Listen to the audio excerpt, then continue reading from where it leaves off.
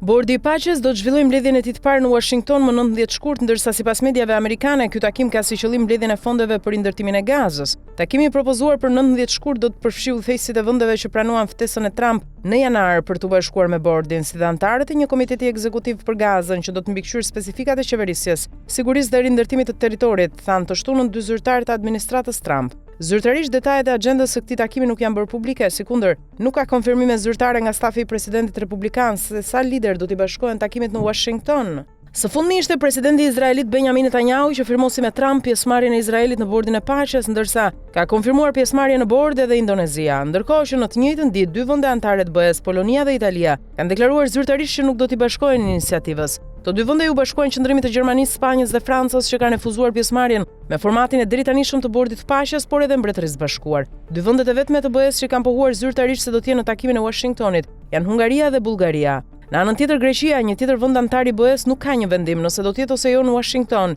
edhe pse kryeministri grek Kyriakos Mitsotakis ka refuzuar pjesëmarrjen me argumentin se bordi u krijuar në mënyrë efektive për të anashkaluar Kombet e Bashkuara dhe vepron me një agjendë jashtë kornizës së rezolutës 2803/25 të Këshillit të Sigurimit të OKB-s, e cila ka të bëjë me aktivizimin e planit të paqes në Gaza. Shtëpia e Bardhë nuk ka publikuar informacione zyrtare se sa udhëheqës shtetësh janë ftuar në Washington dhe sa prej tyre kanë konfirmuar pjesëmarrjen. Ajo që raportohet nga mediat ndërkombëtare është se janë 10 ftesa që janë dërguar udhëheqësve apo liderëve të vendeve të ndryshme, përtej atyre që firmosën në Davos dokumentin me presidentin Trump. Pyetja që lind në rastin e Shqipërisë, e cila ratifikoi në kuvend pjesëmarrjen në bordin e Paqes dhe përfaqësimin me kryeministrin Edi Rama, është nëse ky fundi do të udhtojë ose jo drejt kryeqytetit amerikan.